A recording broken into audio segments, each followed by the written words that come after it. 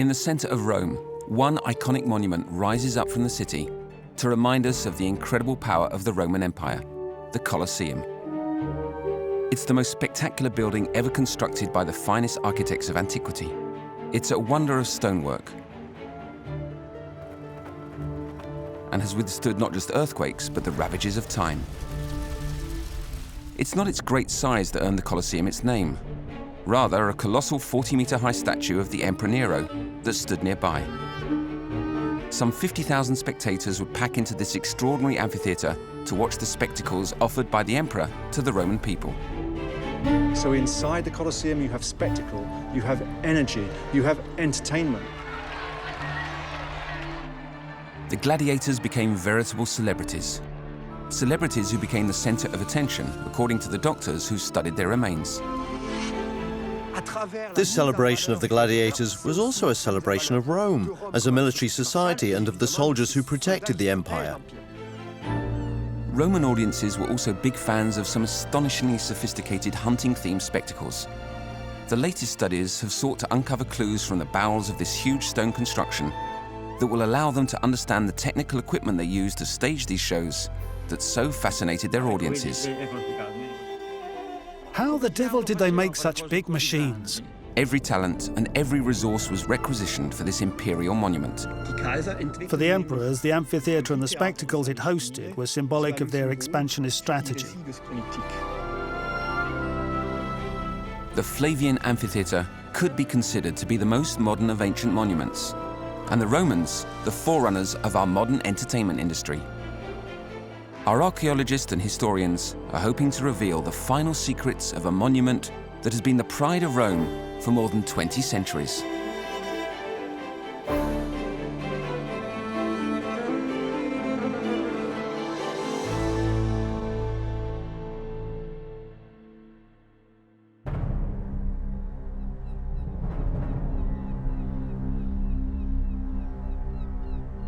Long before the construction of the Colosseum, legend has it that Rome was founded by the twins Romulus and Remus.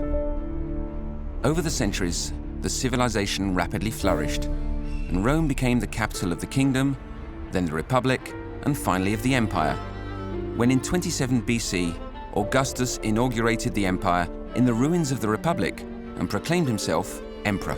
Augustus had gained absolute control over Roman society, Roman government, and what he tried to do was justify his position by a massive reform program of going back to the good old days when Romans were honest, straightforward, hadn't been corrupted by luxury and wealth and power and greed. And so began a period of very stable growth and peace and prosperity and expansion of the Roman Empire until you get to the reign of Nero. Emperor Nero left his own controversial mark on history. During his reign, a terrible fire destroyed much of the city, including all the amphitheaters. This was a great loss to the Roman public, who were huge fans of the spectacles put on in such places. This provided an opportunity for Nero to completely redesign the center of Rome and to build a new imperial palace, the Domus Aurea, or Golden House, which was famous for its flamboyancy. There was an artificial lake in the immense grounds which were open to the public. Although Nero's largesse made him popular with the plebeians, he was deeply hated by the more powerful Romans who conspired against him. And finally, in 69 AD, a coup is launched successfully, and he's deposed, and with the help of his slave, he commits suicide. Nero's suicide in 68 AD marked the start of a dark period for the Roman Empire. The year AD 69 is known as the year of the four emperors, when it's very chaotic, lots of battles in Italy, and a very shrewd customer, an outsider, a dark horse called Vespasian, comes out on top. Vespasian came from a modest background, and through his own skill and hard work, built himself a brilliant career as a general in the Roman army. He was destined for great things, but then in Nero's reign, he unfortunately fell asleep during one of Nero's concert recitals. And the emperor noticed and was not well pleased with Vespasian. And so when the Jewish revolt broke out, it was Vespasian who was chosen to clean up the mess, and it was a mess. Italy was in the throes of civil war while Vespasian, along with his son Titus, was leading a victorious military campaign in Judea to put an end to the Jewish revolt. He left Titus to finish off the sacking of Jerusalem, to return to Rome and seize power, glowing with military prestige. A short time later, their victory was celebrated, immortalized, in this triumphant arch. This is the extraordinarily well-preserved Arch of Titus, which was a posthumous arch erected by his brother Domitian, commemorating the sack of Jerusalem in 70 AD.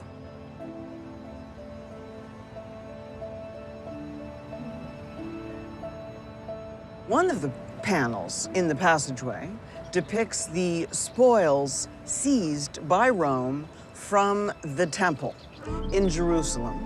And the three pieces of booty, the menorah, the Torah, and the sacred table, carried by elite young Roman men, because most Romans wouldn't have the faintest idea what these things were. In addition to these symbolic spoils, Titus also brought considerable riches back from Jerusalem that his father intended to use in order to establish their political power and give legitimacy to a new dynasty at the head of the Roman Empire. So Vespasian decided to build the biggest and the most beautiful amphitheater ever seen, right in the center of the capital. The proof was recently provided by a German epigraphist called Geza Alföldi, when he found a hidden message behind the engraving on this marble block discovered in the 19th century beneath the Colosseum.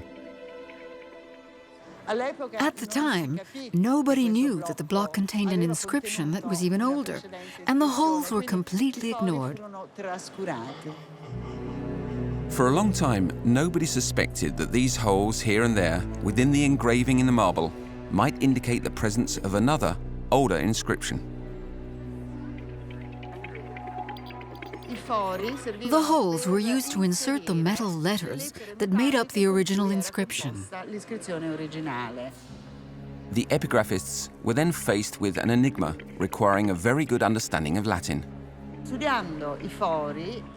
By studying the holes and positioning them one by one on a plan, we were able to get an overall picture and to reconstitute the original text. Alföldi suggested the original inscription read, "Emperor Vespasian ordered that a new amphitheater should be constructed with the spoils of war." It wasn't unusual to mention in these inscriptions where the money came from, and the bounty here was so great that centuries later, Theodoric the Great was still talking about the river of riches that had flowed from Jerusalem to Rome. The inscription tells us that the Colosseum was a monument to a military victory and a hallmark of imperial Roman power.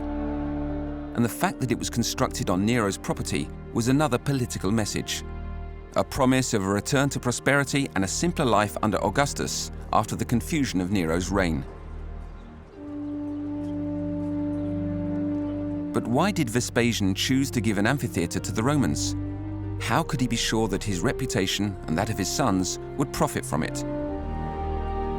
For Mark Wilson-Jones, an architect who specializes in ancient buildings, this comes down to the very history of the amphitheater. The early Roman amphitheaters were developed, we think, in the Forum Romanum, in the center of Rome, in a space that's more or less rectangular with a long axis. So the oval is a stretched circle. It suits itself very well to that situation. And so you have this smooth shape which adapts itself within that locality and then could be copied to other situations once it's been proved to work. Well before the Empire, the Forum welcomed the first gladiatorial spectacles, and it was almost certainly there that the amphitheater acquired the principle of its oval shape. But from a strictly architectural point of view, it's also derived from the theatre. And you can think of the name amphitheater as bringing two theatres together. But the theatre is a semicircle. You bring two together, you get a circle. And that's a relatively static space. That's not what you want for this dynamic shape. So they have the architectural precedent of the theatre, but they improve it greatly with their own innovation of the oval shape.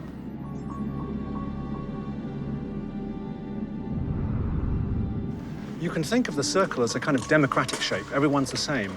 But with the oval, it's got this emphasis. It's elongated, and that gives greater importance to those who are on the short sides. And of course, the emperor is one on the short sides, on the cross axis.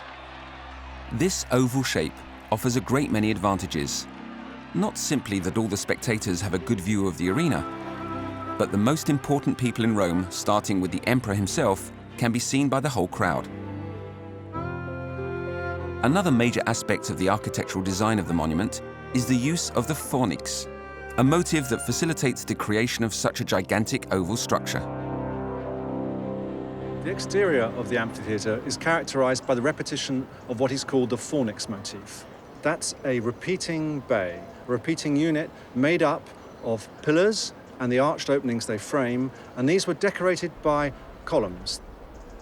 One bay would be from the center of the pillar to the center of the next pillar. So that's a fornix.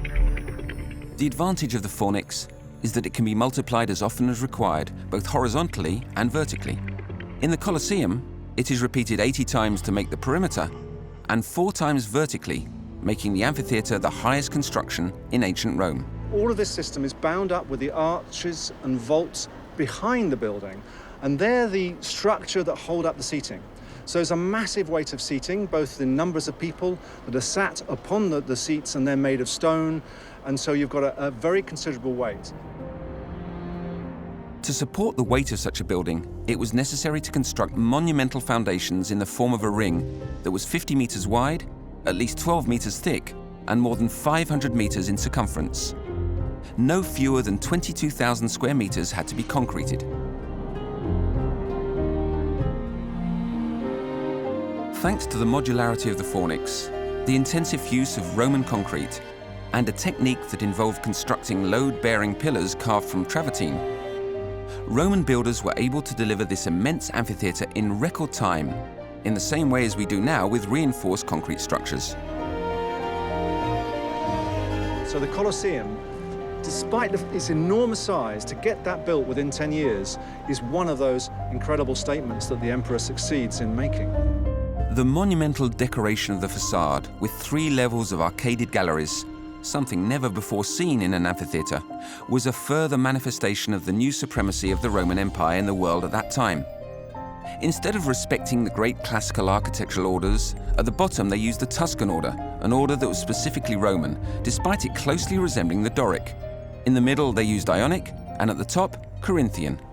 This uses Greek orders for the very first time in a Roman amphitheater facade, however, substituting at a point closest to the eye of the spectator the sturdy native Italic Tuscan architectural order, an order associated with old Roman temples, which had fallen out of popularity to an extent and was revived in amphitheater facades. By introducing the Tuscan order, the Romans were further underscoring their unique style over the Greeks. It's a Roman spin on the traditional hierarchy of Greek orders, Doric, Ionic, and Corinthian, done deliberately. 160 statues in gilded bronze, 5 meters high and inspired by Greek mythology, decorated the arches on the 2nd and 3rd levels. 40 gilded bronze shields punctuated the attic level, again recalling the importance of military conquests for the Romans. The shields were purpose-built specifically for the Colosseum, but they symbolized captured shields. I think the Colosseum is a statement of total conquest, especially of the once culturally superior land inhabited by Greek-speaking peoples in the East. The interior of the monument was also beautifully decorated. The majority of these creations cannot be seen today, apart from the inside secret passage reserved for the emperor. We don't know where this imperial tunnel started because it hasn't been fully excavated. That would be very difficult because underneath it runs a very busy road through the middle of Rome. But we do know that it came up underneath the seating area reserved for the emperor and his court. This passage was probably one of the most richly decorated spaces of the amphitheater. In this passage, apart from the bottom of the walls, which are in white marble, the whole thing was colored, the plaster and the frescoes in different colors, and red in particular. According to the specialists, it wasn't only this secret passage that was painted, but the entire monument. The other entrances to the amphitheater weren't as sumptuous, but in their own way, they bear witness to the intelligence of the building's designers. One of the architect's biggest successes is the audience flow, which is comparable to that inside a modern stadium. The invention of a monument constructed on flat ground with a structure of radiating walls and arches, and within which one can establish a flow system, goes back to the 2nd century BC, but the first really successful one was the Theatre of Pompeii in 55 BC. It was there that everything was perfected. The facade with the monumental arcades, because it is much higher obviously when the building isn't constructed on a slope, and there is all that possibility to design an internal circuit thanks to all that empty space. Thanks to 80 entrances with double staircases and to the division of the building into vertical sections, the 50,000 spectators could get in or out in just 8 minutes with no risk to their safety. Each spectator had a token, with the route they had to take marked on it, the door they had to enter by, and the route they had to take to the terraces, and then which row and seat they had to sit on. It was organized for the shortest route and the most efficient arrangement. This efficiency is due to the numbering of the access points. Guests of the emperor could only get to their seat by going through the door marked on their token. And this method ensured that different social categories were kept apart. The seats at the bottom were quickly accessible because you went straight towards the arena, towards the wall of the podium, straight ahead, straight away. The senators had the most exclusive and quickest access route, shown here in red. The public had to go very high up, straight up the staircases, gradually making their way to the inside of the building.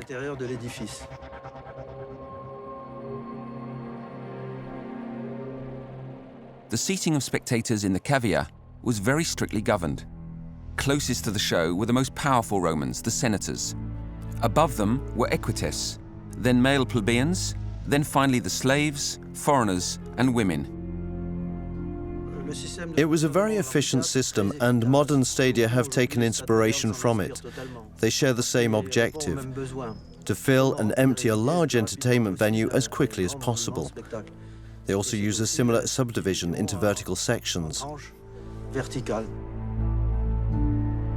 But the Romans' technical prowess did much more than that to ensure the spectators in the amphitheater had a good time.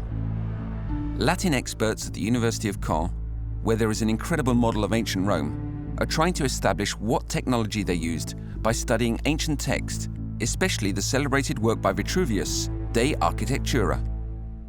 The organizers spent considerable amounts of money putting on these spectacles, and the only way to ensure a return on their investment was to make sure the spectators went home feeling delighted. And everything was set up to ensure this. For example, Seneca wrote that the spectators at the Colosseum were sprayed with a refreshing fragrance.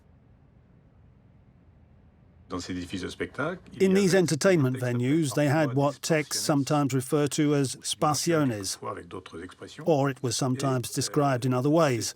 And these sparsiones were always interpreted as water being sprayed on the spectators. Using archaeological sources and texts from Vitruvius, Fleury set about creating a virtual reconstruction of the spraying machine, but he came up short. His machine was unable to produce a constant spray. He examined all the different versions of the text and totally revised the role that the air, spiritus in Latin, played in the proceedings. In grammatical terms, we realized we could make Spiritus the subject of the proposition, and as a result, Vitruvius was saying, either in a rather clumsy or maybe a too concise way, that it was the air that projected the water under pressure. This reinterpretation led to a modification of the pump reconstruction, this time with the inclusion of air. To do this, the pipe has to be plunged into the reservoir to trap the air. And because air can be compressed while water as a liquid cannot, this air here in the upper part of the reservoir serves to regulate the pressure. It is compressed when the operators start the pistons and is decompressed when the pump stops at the top and bottom of its cycle, which means it supplies constant pressure at the outlet.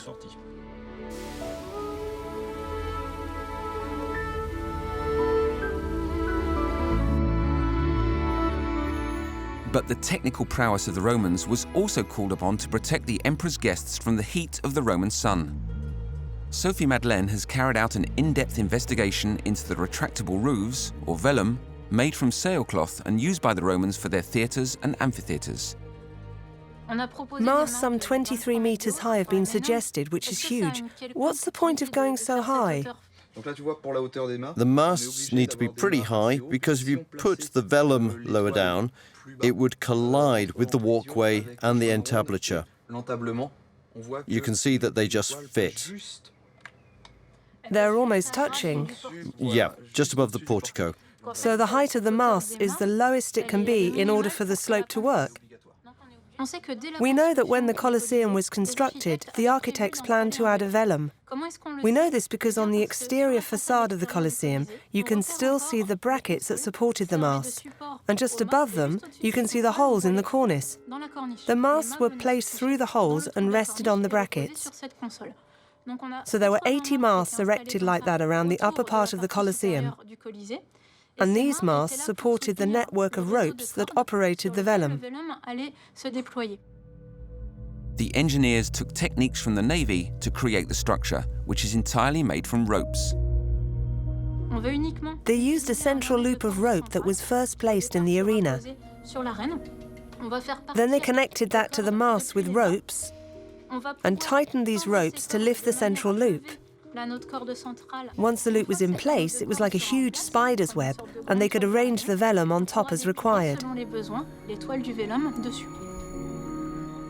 The weight of the ropes was more than 30 tons. To compensate for the huge pressure the masts were under, Sophie Madeleine suggests they use the stone bollards that ringed the building, a few of which still remain.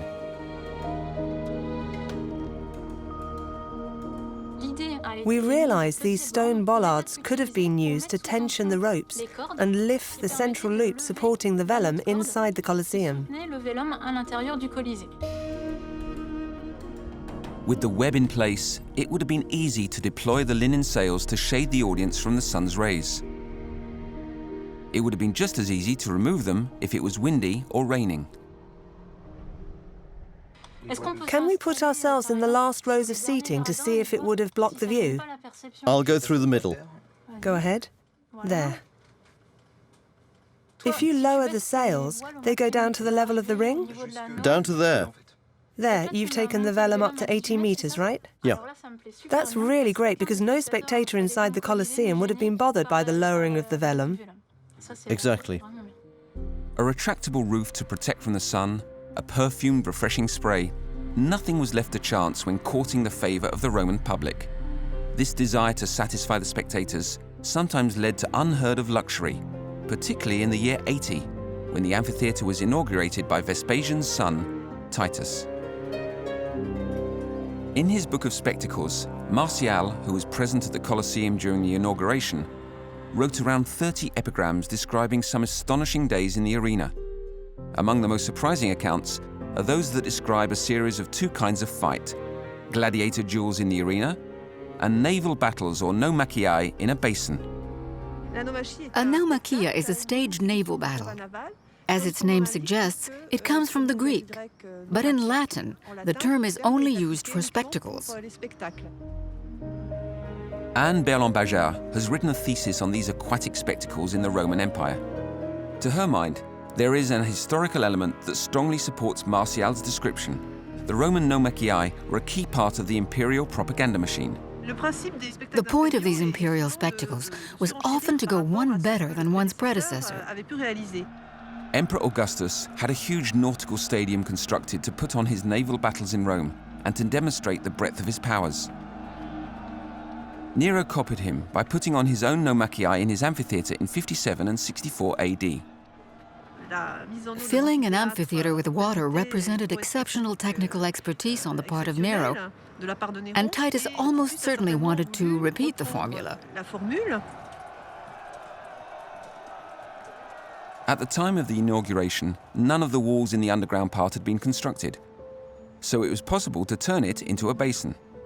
But the question remains over where the millions of litres of water required to fill this basin came from. The investigation into how the Colosseum was supplied with water was carried out by Adriano Morabito, one of the founders of Roma Sotterranea, which, as its name indicates, is concerned with underground Rome. In other words, a paradise for archaeologists.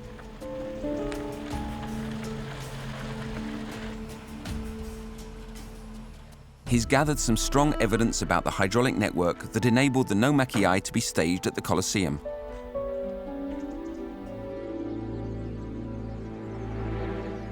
A few meters south of Rome, the remains of several aqueducts bear witness to Roman mastery in the art of transporting water. Aqua Claudia is a magnificent example of hydraulic engineering, a real masterpiece. Along the 68 kilometers, it keeps a constant angle. It was started by Caligula in 38 and ended by Claudius in 52. These aqueducts, of which Aqua Claudia is one of the most remarkable, allowed Rome to grow into one of the biggest cities of its era. At this point, the Aqua Claudia has brought an immense amount of water from the countryside for more than 60 kilometers. Now we are only 6 kilometers away as the crow flies from Porta Maggiore, the entry place in town. With a flow rate of 5 million litres an hour, Aqua Claudia probably could have filled the Colosseum. But could some of this water really have found its way into the imperial amphitheater? Part of the answer to this question can be found at Porta Maggiore, where 8 of the 11 Roman aqueducts meet. When Nero became emperor and started building his Domus Aurea, the huge, big villa with gardens and a lake, he needed water. That's why he decided to create a new aqueduct starting from here, taking the water from the Aqua Claudia, one of the best waters in town, and bringing it directly to his property.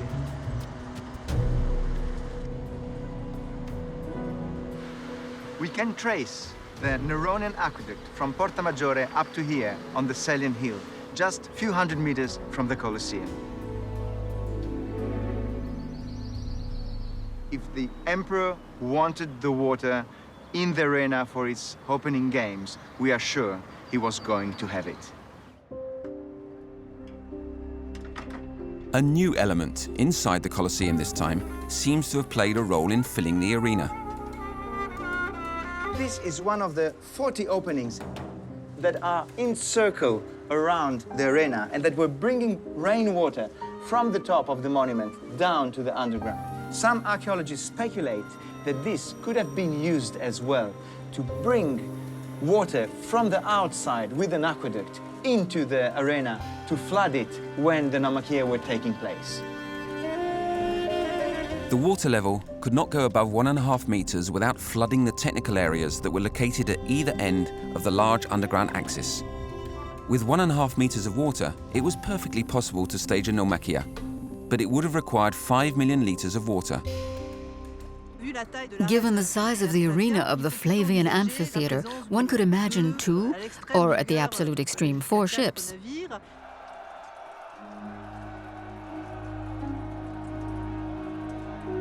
The main interest was in hand-to-hand fighting, and the fact that they could bring in water and then remove it again for other spectacles.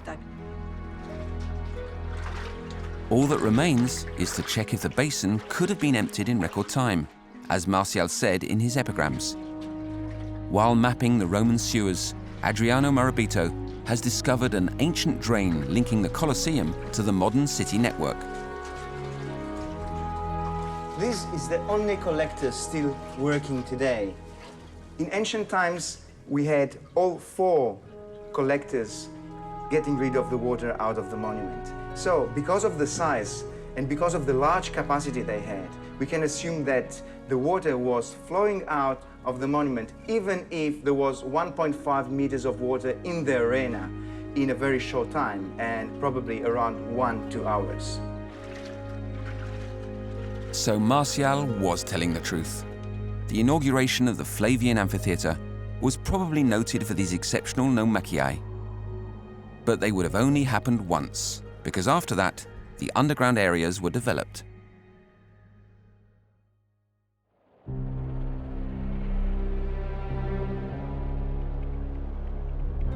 Seen from the sky, the hypogeum, from the Greek for underground, looks like an impossible puzzle.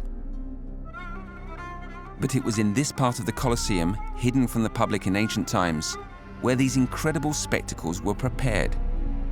The machines they used have long since disappeared, and all that remains is a muddle of masonry, of brick, tuff, and soft limestone, piled up and overlapping.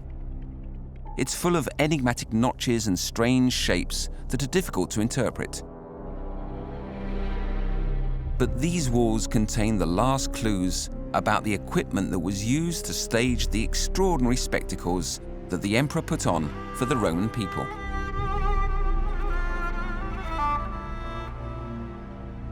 Architect Heinz-Jürgen Bester from the German Institute of Archaeology has spent years decoding the underground parts of the Colosseum with the aim of discovering what systems Roman engineers developed to allow animals or set constructions to appear on the floor of the arena, as mentioned in several Roman sources.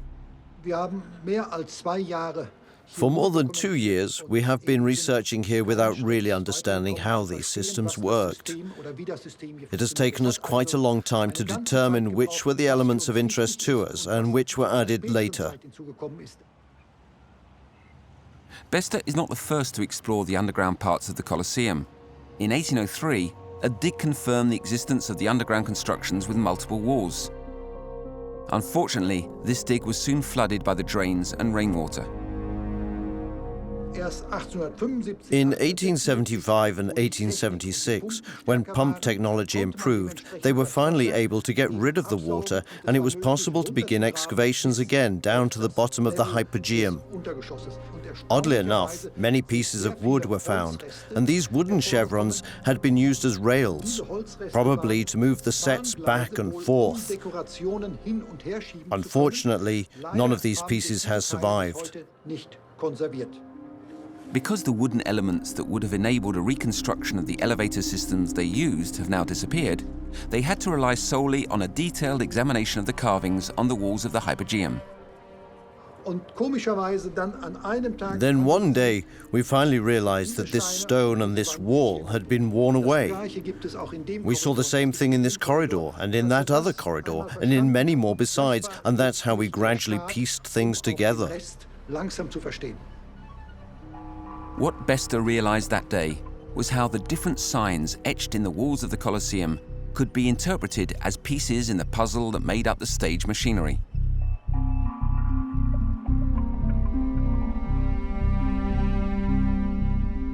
The first clues to these machines were these big vertical and parallel grooves that go from the floor of the hypogeum right up to the arena. The second is this imprint left in the block of tuff when the hatch that was in the floor of the arena opened downwards. Ah, that's very interesting. What we can see up there is a groove for the ramp. The animals went up a 30-degree slope from their cage to the arena. The next clue wasn't in the walls, but on the floor of the hypogeum. Here we have the base of a capstan. You can see where the bronze piece fitted, although it no longer exists. The capstan was a key element of the elevator. It transformed human strength into energy to lift the cage. The walls were hollowed out to facilitate the task of the men working the capstan. The system required a second team to also turn it on another level, and you can still see part of that structure. Here you can see that the wall has been hollowed out to make room to turn the capstan and pull the ropes of the elevator that was here, and to haul it up. Once this system had been identified, Bester discovered that it was repeated 28 times in the underground passages of the Colosseum, making 28 elevators to bring the animals up to the arena. This would have certainly guaranteed some surprises for the audience, who would have had no idea what was going on behind the scenes. All the machines were hidden, and the audience couldn't see them operating. As such, it was a complete surprise when the animals emerged into the arena. That was the main attraction, and its appeal over other amphitheaters. Drawing on his training as an architect, Heinz-Jürgen Bester created scale models of the system that are on view for visitors to the Colosseum. But to validate his conclusions and to really understand how this backstage machinery worked, he needed to transpose his elevator to a life-size model. It's a whole new challenge to go from a scale model to a life-size one. That's when your problems start, if you actually want it to work. On a scale model, you can always make adjustments and tighten things up, but once you've got a life-size model, it really has to be perfect.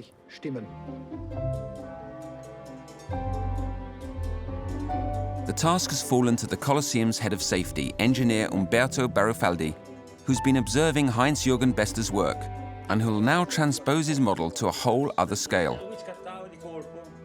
The man behind the idea goes to meet the engineer who will put it into practice.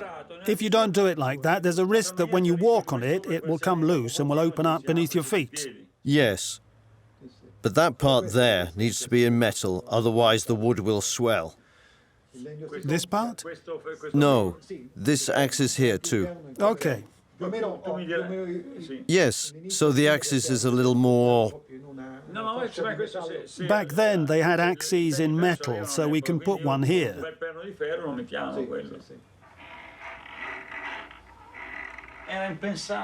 It is hard to believe that you can get to this solution from these drawings.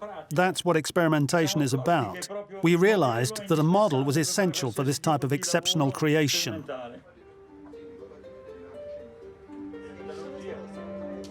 The arrival of Rossella Rea and Barbara Natero, technical director of the Colosseum, to see the first version of the model is an important moment. Without their agreement, the project to install a life-size model of the elevator in the Colosseum will not happen. But the practical solutions suggested by Umberto in the production of the model seem to have won them over.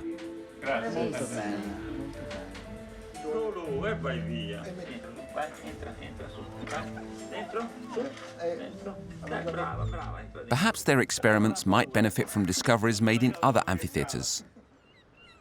Some 300 kilometers south of Rome in Pozzuoli near Naples, there's an imperial amphitheater that was built 20 years after the Colosseum. Here they put on spectacles similar to those staged in Rome, and its design benefited from the experience acquired during the construction of the Colosseum. Its remarkably well-preserved hypogeum should offer plenty of information about the backstage machinery.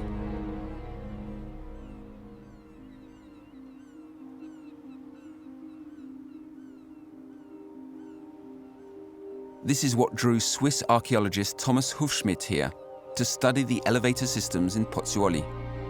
The underground areas of this amphitheater have thrown up a great many clues that are much more useful than those from the Colosseum. In Pozzuoli, they benefited from that experience. They tried to construct lift systems wholly removed from the walls, like independent wooden structures.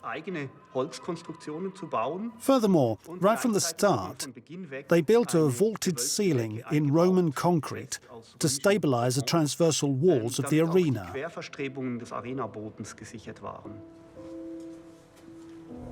Of course, the wooden structures and ropes that filled these underground passages have completely disappeared.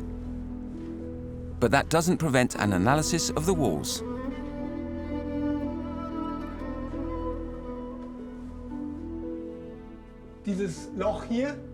This hole here, which continues below, was used to hold a post that went through the whole structure. From the two posts, they went through the vault, the holes for which we saw higher up. There was a structure to which our whole framework was attached. Here we can see two brackets on this side and two more on the other side. On them, in addition to the other beams, there were perpendicular beams that formed a framework to which the wooden structure was fixed and within which the elevator could go up or down. But another key piece of information for the reconstruction of the elevators involves the way the openings were made in the arena. Most of them have been here for almost 2,000 years and have remained intact because, unlike at the Colosseum, the floor of the arena has been preserved here. Here we have the original framework of this opening, cut out of stone, and you can see how this recessed part would have held a wooden cover, a large wooden cover that would have completely closed the hole. This solid trapdoor was strengthened by beams that would have sat in these recesses. So there would have been a cross-shaped reinforcement under the wooden cover to withstand heavy loads or heavy animals on top of it. All these clues have enabled Thomas Hufschmidt to create a virtual reconstruction of the system that would have brought the animals from the darkened basement to the floor of the arena. This system really takes into account our observations, showing that the cover closes from above. If the cover is pushed up from below, it doesn't need clumsy hinges or flaps that need to be operated from below the arena, which is the case for the reconstruction proposals at the Colosseum, for example. You can also see how the winch functions. So we have this arrangement with pulleys and ropes, exactly like what we learned from reconstruction of great sailing ships. The reconstruction of the lift in the Puzioli amphitheater includes many technical elements that are similar to those used in the Colosseum, such as wooden structures, capstans, and systems of ropes and pulleys pulled from the naval applications to hoist up the cages. Only the arrangement for coming out of the cage into the arena clearly differs. But it's the fact that the structure is independent of the walls that is of particular interest to Umberto. Umberto is working with two technical colleagues to create the elevator. Flavia is a materials engineer. I've been studying a perfectly synchronized system of pulleys and counterweights. The Romans used a very similar system because their technique was, in mechanical terms, very similar to what we use today. The design is very good, but how are we going to hold that here for it to work? Giovanni is an architect, and it's his job to transpose Umberto's model into 3 dimensions. The problem is being able to precisely calculate the dimensions of the object because it can't be anchored to the wall. So we have to keep a certain distance from the walls and still create an object that has a regular geometry. That's the position we planned. The question is, how can you create a geometrically regular object to be inserted exactly into a space where none of the surfaces are flat? Every millimeter counts. A company that specializes in 3D imagery of old buildings carries out a precise scan of the passage where the lift is to be installed.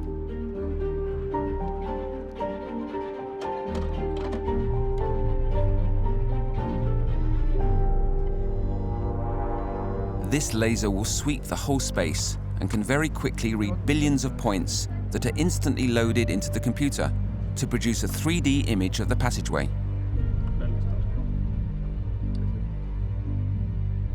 Try to drop it inside.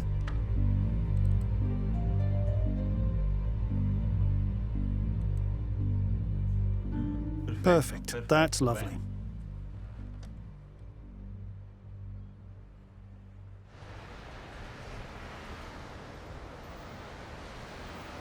At the foot of the Abruzzo Mountains, this virtual object will be converted into a real structure almost 10 meters high. Da terra. Qui siamo 201.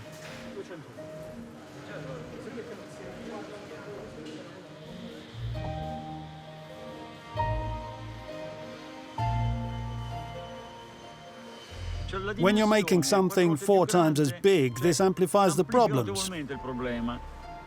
Hence the necessity to make all possible adjustments here before reaching the Colosseum.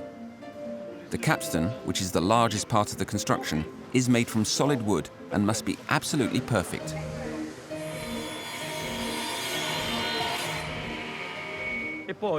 When you see how big the elevator is, you can't help thinking about the Romans. How the devil did they manage to make such big machines? We're even struggling to do it with all our modern equipment they didn't have.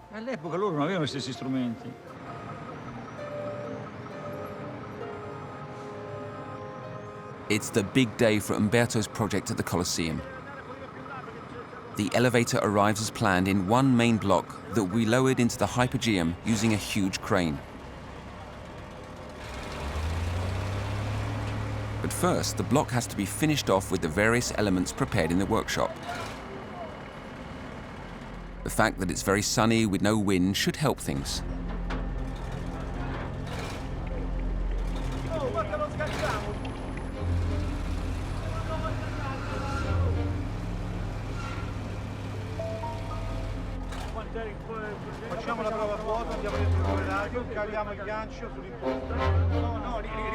Is 600 kilos too heavy? And with such a long distance to transport it, that's a problem. We need to reduce the weight by 600 kilos.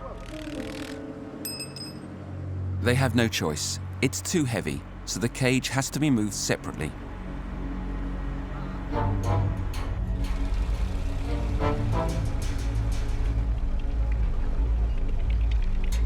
The crane operator is prepared to be a little bit flexible with his safety margins, given there is no wind.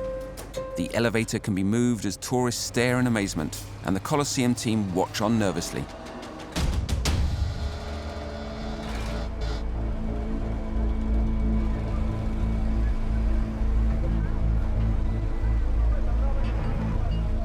The block weighs several tons, and lowering it into the passageway is the riskiest part of the operation. The operator of this time machine has no direct line of sight on what he's doing. And only 3 centimeters of room for maneuver on each side of the block. And each stone of these walls is registered on the World Heritage List.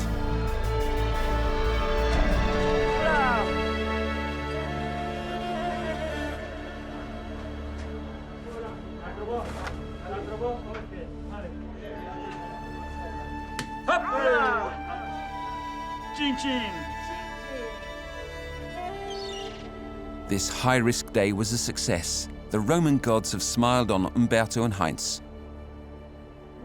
But there's a long way to go before the elevator is operational.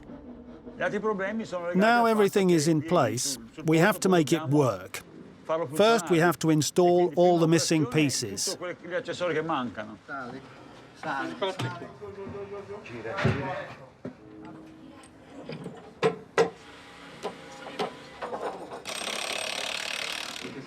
They need to add bearings to make the cage move smoothly, levers to action the capstan, and a drum for the rope to wind around. We attach the rope here, and when it turns, the rope winds around it and lifts up the cage. An impressive system of ropes is installed to obtain the necessary power to lift the cage when it's carrying an animal weighing almost 400 kilos. We haven't tried it yet. We've only tested it with the model, which only had to lift 50 kilos. The real cage weighs 320 kilos. And that's making me a little nervous. As soon as the rope system has been installed, Umberto wants to test it.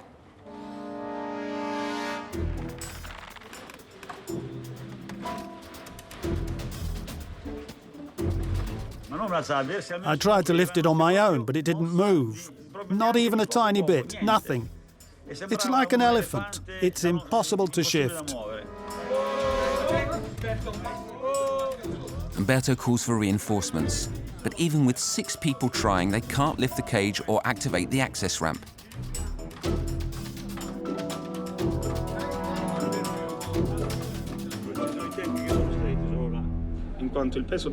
The ramp is very heavy and the lever system we designed doesn't work. It won't lift it because the inertia is too great. The solution lies with the pulleys. It was a good job Umberto brought some spares. With the extra pulleys and an adjustment to the rope system, the problem should be solved.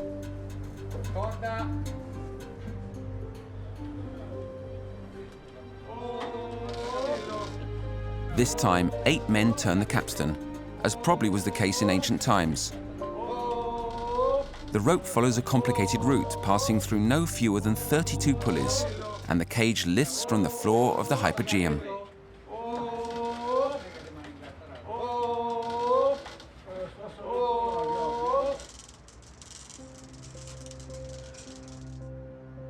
Now the lift is ready, they're going to test it by releasing an animal into the arena. In homage to the wolf that, according to legend, saved Romulus and Remus, the 2 founders of Rome, they've chosen a wolf. Paolo Caldora is a specialist who rescues injured wolves. And it's one of the animals he's saved that will be participating in the experiment.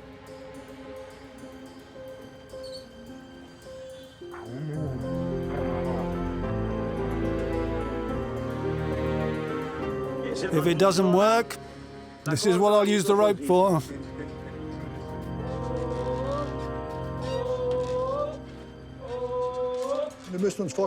You have to imagine that it's not just one elevator here, but a whole series, one after the other. The corridor was full of elevators, which was why the Roman spectacles were so magnificent. And with this life-size reconstruction, we can really get an idea of the scale of these games. They were truly fantastic.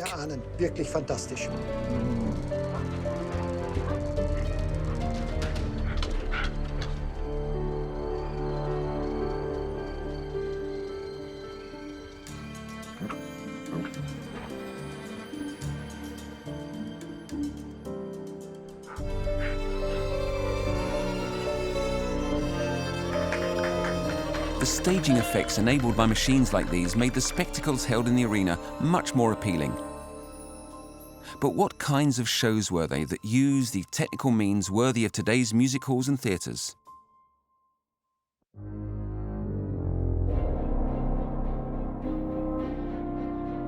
On the programme for these fantastic days at the Colosseum were hunting shows, or venaciones, and gladiatorial combat. The first were held during the morning, and the gladiator fights during the afternoon. It's difficult to imagine today just how popular the venaciones were amongst the Roman people. These extraordinary hunting spectacles used staggering theatrical techniques that were made possible by all the elevators.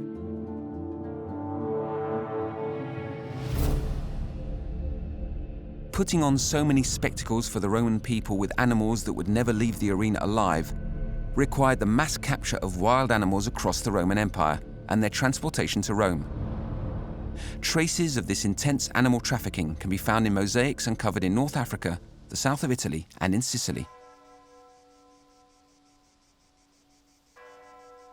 In the center of Sicily, near the little town of Piazza Armerina, there are the remains of a luxurious Roman villa, the Villa Romana del Casale, built in the heart of a huge estate on the route linking Africa to Rome. Animals are everywhere here.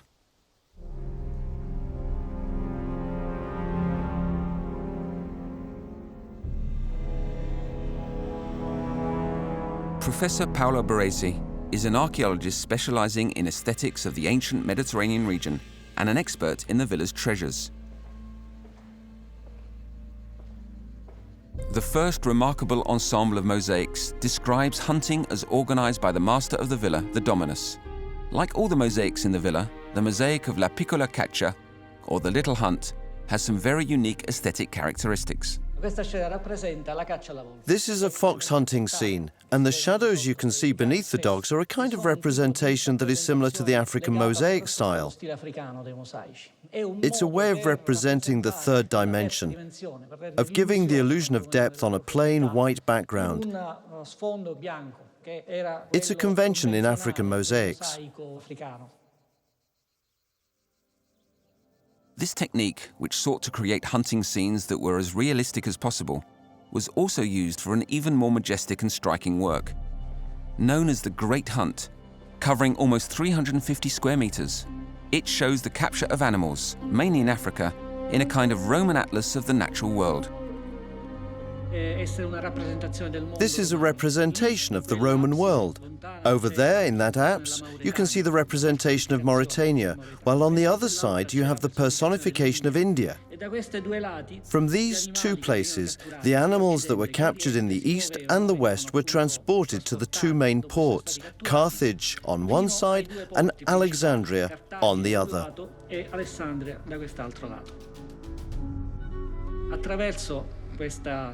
This is how they were transported, firstly by land and then by sea to the port of Ostia, which was the final destination and can be seen in the center of the composition. Then they were taken along the Roman roads to the Colosseum, where they were used for the venationes. This mosaic, which shows an extraordinary hunting spectacle, probably from the Colosseum and paid for by the powerful owner of this villa, provides a source of exceptional information about the traffic of animals to the morning shows at the Colosseum. There aren't just lions, tigers and leopards, but also ostriches, rhinos, buffaloes and elephants. No doubt to satisfy the exotic tastes of the audiences of the Venationes and the Romans in general. In addition to the exotic beasts and modes of transport, they also show hunting methods. Here you can see an equite, a Roman knight who is capturing two tiger cubs, but their mother is chasing him. So the equite distracts her by dropping a glass ball in which the tiger sees her own reflection. The little reflection is so clear that she thinks it's one of her babies and stops, allowing the equite to escape. Another mosaic from the middle of the 3rd century that was found south of Sousse in Tunisia has provided a wealth of information about the Venationes. This fabulously well-preserved work is almost like a reportage about the Venationes. Mosaics that depict Venationes are quite common, but not a single one has ever been found that includes not only a pictorial representation of a spectacle, but also a detailed description of the costs involved, the procedures of the interaction between the crowd and the performers and the man who paid for it in the end. And rare are the mosaics that show us the name of the person paying for the spectacle. In this case, the editor Megarius, as well as the names of the venatores and the animals, in this case, leopards. The hunters were called Mamertinus, a champion fighting with the great cat Romanus, Spitara, who always fought wearing stilts, fighting the leopard Victor, and Belarius, who has slain Crispinus. Why were these wild animals given a name? In reality, the warriors and leopards were probably supplied by the famous promoters, the Telegenii, who no doubt bred the animals in captivity to make them more aggressive. The normal behavior for a leopard in the wild would be most undramatic and most unsuitable for a venatio, for a spectacle. The poor animal would just cower in the darkest shade underneath the arena wall, and it wouldn't move.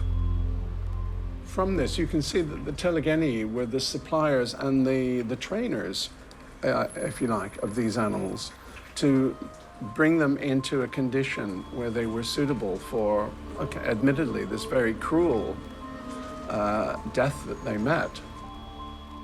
In the center of the mosaic, surrounding a kind of herald carrying a tray, there are 2 columns of inscription that reveals the importance of the editor, the person who paid for the spectacle, and the complex relationship he had with the crowd. And says, "Gentlemen, I ask you to give the telegenii 500 denarii for each leopard." But we know, thanks to the mathematical symbol inscribed on each purse, that they each contained 1,000 denarii. The editor of the show was thus offering 4,000 denarii, twice what was asked. Megarius is not just giving the asking price, he's paid double for every leopard. He's paid 1,000 denarii. So he is showing his absolute over-the-top generosity. 2,000 years later, we still know who Megarius is and what he did and the benefaction he gave to his community. So what better fame and immortality is there than that? The animals weren't just there to appear in the hunting scenes the Roman audiences liked so much. They were also used to end the days of the worst criminals. In the imperial period, in the morning you had wild beast shows. In the interim period, around the lunch time, there were executions. Thanks to its imperial status, the Flavian amphitheater was also a place where sentences meted out in the name of the emperor could be executed. For the Colosseum's inauguration, the emperor introduced into the repertoire of executions Greek mythological kinds of execution. In the amphitheater, they were condemned criminals who were forced to dress up as Greek mythological characters, such as Daedalus, such as Orpheus, such as Icarus falling from the sky. The action of the myth was fulfilled in reality. The deaths really happened in this burlesque and piquant, violent fashion. These macabre performances that transform punishment into spectacle were designed to consolidate the morals of Roman society through entertainment. Especially when animals are involved, one doesn't know exactly how it's going to happen, when it's going to happen, what kind of animals are going to be used. And this was all very suspenseful and exciting and frightening. After these intervals that were as popular among the big cats as they were with the audience, the gladiator combats would finally take place. When the Colosseum sprung up in the city of Rome in 80 AD, gladiatorial combat had already been around for several centuries, but the time when they were no more than a ritual in homage to the dead was long past. If you look at the origins of the gladiators, when the Greeks, the Etruscans, the Campanians, and even the Romans honored their dead or prepared their young folk for war with these primitive duels, for me, that's not really gladiatorial combat. It became gladiatorial combat when these fights became professional and organized. Everything changed in 1 BC with the gradual professionalization of gladiatorial combat. To satisfy their political ambitions, certain aristocrats turned these private funeral rites into munera, or spectacles for the people. They turned a religious ritual into a political tool, which resulted in the rise of the gladiator as a celebrated entertainer. The gladiators became professionals, celebrities in the eyes of the public, who would write their names on the walls of the city, turning them into stars. From then on, the gladiators, whether they were free men or slaves, learned the art of gladiatorial combat in schools called ludi. The gladiators were the personal property of the Lannistae who ran these schools and who exploited the gladiators for maximum profit. In Rome, the gladiators' lives were in the emperor's hands. Less than 100 meters from the Colosseum, you can still see the remains of the Ludus Magnus, an imperial school for gladiators where thousands of fighters trained every year. The Ludus Magnus was part of a huge project set up by the Flavian emperors involving the amphitheater, 4 barracks for gladiators, and a whole series of buildings connected to them. The Ludus Magnus is only one of 4 gladiator schools to have been found by archaeologists. In 1937, during the construction of the building, the Ludus Magnus was finally revealed. They discovered the bedrooms where the gladiators lived and half of the arena where they trained.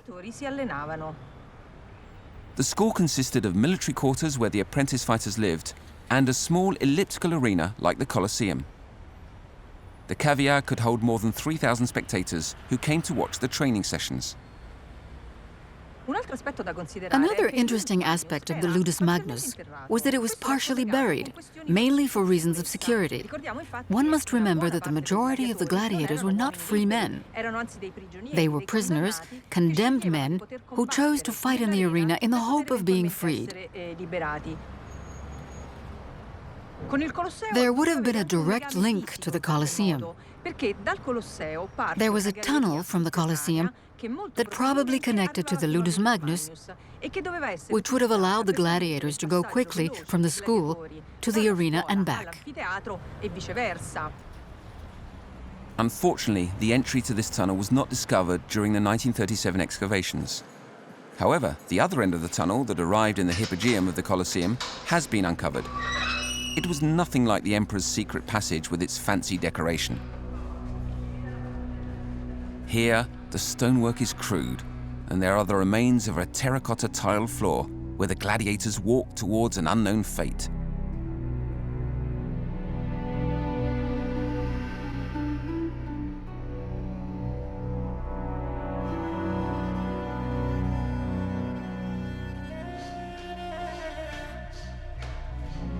During their 3 years of training, under the responsibility of the lanista, who promoted the shows, the gladiators learned all the subtleties of the art of gladiatorial combat. Brice Lopez, a specialist in martial arts, has participated in many archaeological experiments involving gladiatorial combat.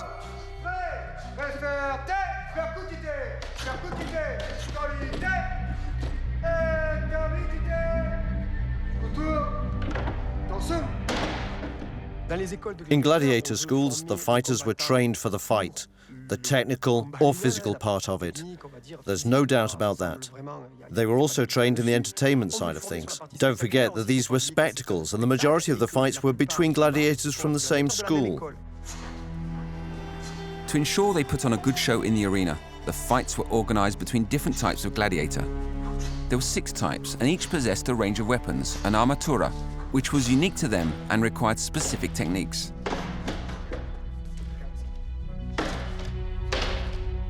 The armaturae belonged to the school, and the gladiators who performed might have been a retiarius one day and a provocateur the next. The provocateur had all the basic elements of an armatura: a leg protector, a leather breastplate, a leather manica to protect his right arm, a Roman greave, a helmet covering his face, and a shield.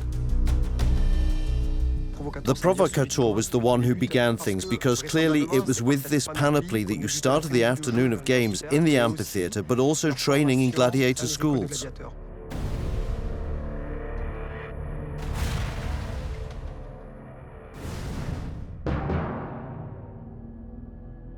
The mumilo was the archetypal Roman soldier, the favorite gladiator of the legions. He was typically paired with Thracians and Hoplomachii, who represented foreign countries. Mumiliones stood out thanks to their crested helmets and great curved shields for protection. You might compare them to moray eels hiding in their hole. They wait and then suddenly attack, going after their prey. It could be a counterattack, but also if the other guy is there in position, they just have to make a move, and in one blow, they attack so unexpectedly, so violently, so suddenly that the other guy is forced to move, and when he moves, they cut him with the dagger, overcome him, and win. The Thracian is the best adversary for a mumilo. They were the old enemy of the Roman armies. Their whole technique was linked to their special weapon, the sica, a short knife with a curved, double-sided blade. The Thracian used his sica to attack above the left shoulder and inside the shield on the right-hand side, always trying to find the correct angle to get behind the shield. The mumilo's other adversary was the Hoplomachus. His armatura was very similar to that of the Thracian, except that he held a dagger in his left hand and a lance in his right. He's also known as dimacher, or double fighter, because he could use both weapons at the same time. But the best fight for the Colosseum crowds was most probably the combat between the secutor and the retiarius. The retiarius was only allowed to protect his head with a galerus, a leather sleeve ending in a metal plate. But he had 3 key weapons: a short dagger, a trident to keep his enemies at bay, and a net, or rete in Latin, which gave him his name. The armatura of the retiarius was extremely complex. Not only did he have 3 weapons to manage, but also he was the armatura that required the most variations in terms of fighting distance. He had to be extremely tough and very fast over short distances. For me, this is the ultimate gladiator. His adversary was the secutor. He had a manica of metal scales and a smooth helmet, so the retiarius's net couldn't attach to it. In terms of technique, his name, secutor, says it all. He was the hunter, the pursuer or seeker. The secutor attacked his opponent like lightning. He charged him. He would try and cut corners like a predator chasing an antelope. If he always remained behind, he would never be able to catch him, so from time to time, he'd cut the corner to catch his enemy. These different types of gladiator were the real heroes of the amphitheater. After 20 years of experience in gladiatorial combat, Brice Lopez has demystified certain aspects of the spectacle. For example, with the help of cardiologists, he has shown that the seemingly endless fights as portrayed in the movies would have, in reality, been unsustainable. These tests are conclusive. I reach my maximum heart rate of 200 beats per minute after 40 to 50 seconds of fighting. Experimental archaeology has thrown doubt on the legends that persist today regarding the gladiators. And some fortuitous discoveries are also helping our understanding of the realities of gladiatorial combat, which is somewhat lacking.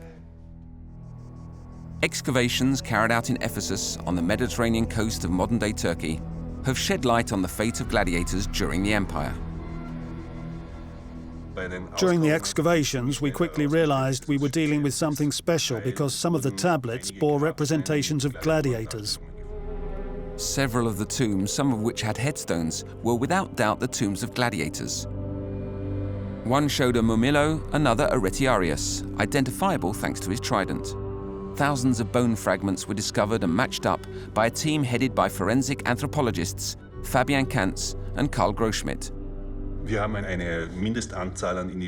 We were able to identify a minimum of 68 individuals, 66 of whom were young men aged 20 to 30. We found a great many injuries, typical of the weapons we know were used by gladiators, and sword wounds in particular, going diagonally through the forehead. There were also round wounds, typical of those caused by lances or spears that had been plunged into the skull with a great deal of force. The most interesting of these round wounds were spaced 5 centimeters apart and were the result, we believe, of a trident injury.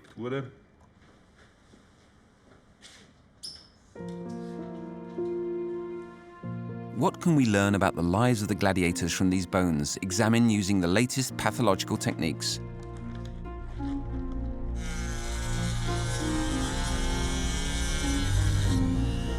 Dr. Kantz is particularly interested by a serious wound to the skull caused by a weapon during a fight. This is the outer surface or outer side of the skull, and here is the inside part. The lamina interna, as we can see, is completely intact. This means that it hasn't been perforated. Here we can see regular bony tissue. The weapon penetrated here, but we can see that the healing process is very advanced. It was probably long, a year and a half, and isn't quite finished, but it has healed very well. Is it possible that the healing of wounds was helped by a special diet, as mentioned by several Roman authors? It would appear that after training, they were given an ash-based drink to help with stomach pains. For our research, we are hoping that this diet and ash drink will have left traces in the bone.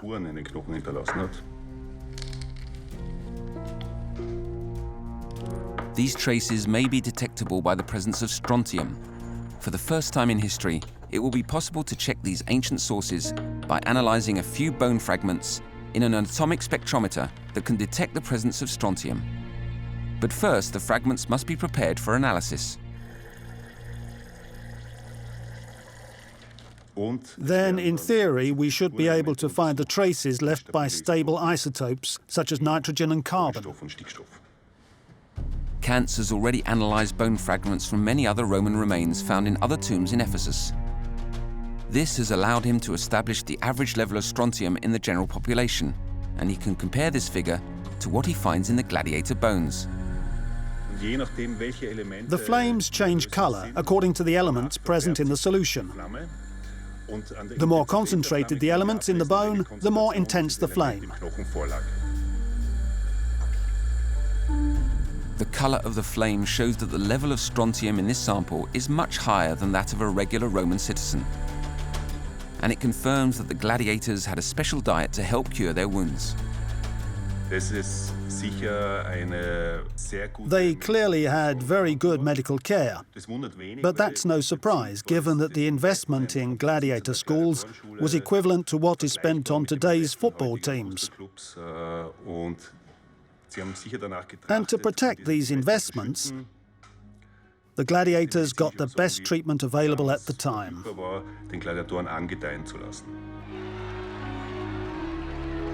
During the Roman Empire, the gladiators received the best medical care possible to ensure a lengthy career and maximum profit for the lanista who owned them.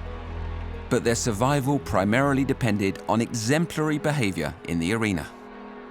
If you won without being spectacular, without being engaged, without putting on a show for the audience, you might lose in your next fight and be put to death.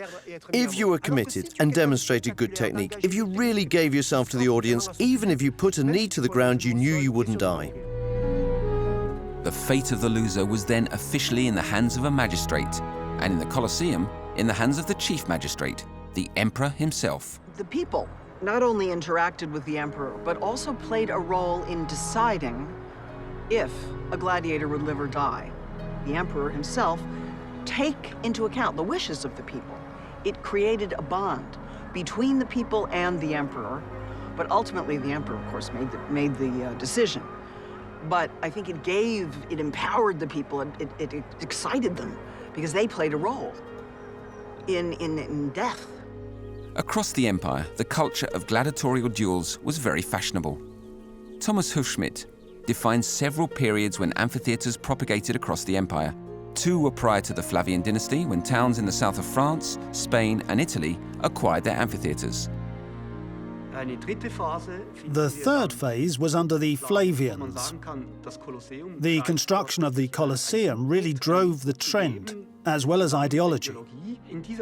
At the same time, the Romans continued their conquest northwards. The local elites in newly conquered regions, in modern-day Belgium, Germany and north of France, Switzerland and Austria, hurried to build smaller versions of the Colosseum to anchor these territories to the empire. These two things were closely linked, the policy of expansion and the emergence of the amphitheater. Nothing seemed to be able to halt the relentless expansion of the Roman Empire. However, from the 3rd century onwards, the first signs that this power was eroding started to appear.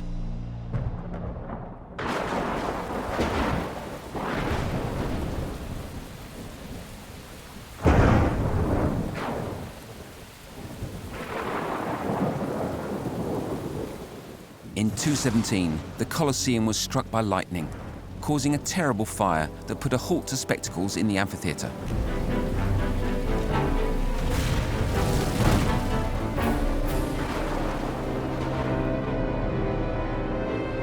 But the Flavians had planned for this. Less than a kilometre away was the Domitian Stadium, built by Vespasian's second son, Domitian. He also wanted to demonstrate his generosity to the citizens by constructing a stadium inspired by the Greek style to welcome Roman citizens. This stadium replaced the Colosseum for several years and left a surprising mark on the city. The very long Piazza Navona corresponds exactly to the arena of the Domitian Stadium.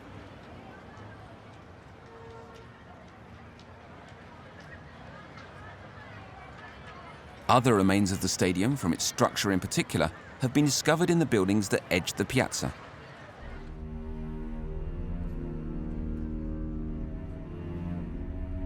After several years, the Imperial Munera returned to the Colosseum, which was able to resume normal service despite several earthquakes. However, the Romans were increasingly under threat as the boundaries of the empire were increasingly being pushed back. Things were incredibly difficult. It was getting harder and harder to guarantee security of large areas of the empire, and therefore productivity declined, populations were affected, there were problems with disease. I mean, the inflationary trends reflected many, many issues, but they were nonetheless a fact. To ensure the security of such a widespread empire, Emperor Diocletian completely revised its political and administrative organization, and he split the empire into 4 different zones. His reforms stabilized the frontiers for a while, but eventually it led to the emancipation of the Byzantine Empire at the expense of the western part, the capital of which was transferred to Milan. The situation was such that in 301, Emperor Diocletian took a very unusual step to stem the crisis affecting the empire.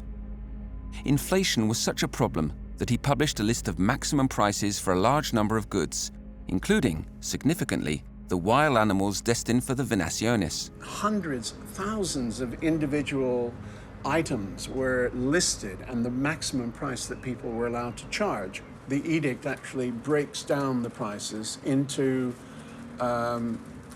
what it terms first and second grade quality animals. So for example, lions of the first grade are priced at 600,000 sesterces, which is about 4 million euros.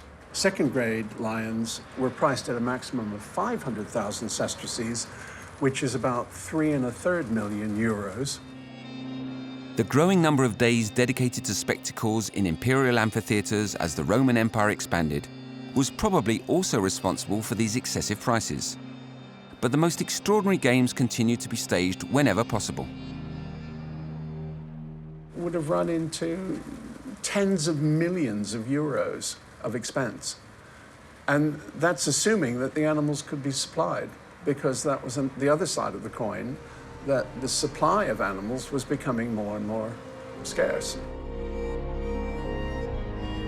But once Rome was no longer the capital, did the Roman elites continue hosting the games? Has Heinz-Jürgen Bester found any trace of activity during this latter period?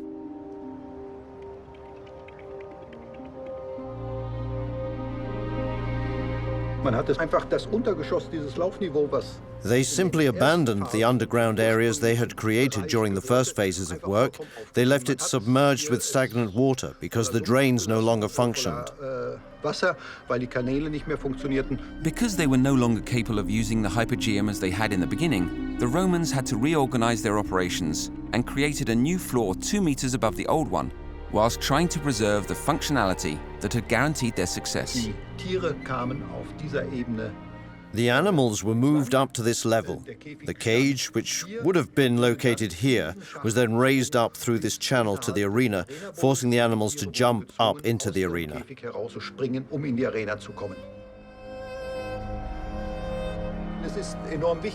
It was very important to the emperor and to the administration here in Rome that the spectacles or venationes, the hunts with animals, should continue during this later period, despite Christianity having become the official religion. On the 1st of January 523, the last ever venatio was held in the Colosseum. The abundance of wealth that had flowed into the Flavian amphitheater did not survive the transfer of the capital to Constantinople for very long. But the Colosseum has survived, becoming one of the most visited monuments in the world today. Its importance to modern Rome is remarkable, and it's left a wider mark on our culture, inspiring a society that is based on spectacle, a society that counts on being able to offer a show to the people. Another of the Colosseum's contributions to modernity involves the many Roman buildings that have borrowed its stones. For centuries, this exceptional monument that reflected the power of the empire was little more than an open-air quarry. As Rome became a capital once more, this time the capital of Christianity. As if to exorcise the blood shed in the arena by the pagan Romans, the papacy took symbolic possession of the Colosseum in the 16th century. A cross was erected in the middle of the arena, an arena that will hold on to its secrets for many years to come.